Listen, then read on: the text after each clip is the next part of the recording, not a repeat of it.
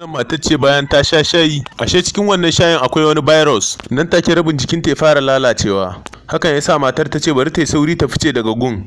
Amma hakan bai yiwu ba, kawai ta faɗa a ƙasa. Nan take gaba ɗaya jikinta ya koma kamar wani tsokan nama. Kawai abin ya girma ya fasa duk gilas ɗin da suke wannan wajen. Wannan abin ya matuƙar tsorata mutanen wajen. Kawai wannan tsokar sai ta fara motsawa, yayin da mutane kuma suka fita a guje domin tseratar da rayuwarsu.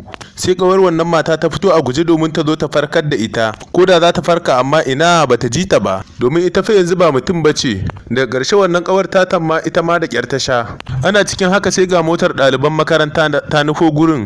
Kawai ta tsaya. Matar da take tuka wannan motar kawai sai ta hango abin da yake faruwa. Ta yi ƙoƙarin ta tsere, amma kofar wannan mota ta ƙi buɗuwa.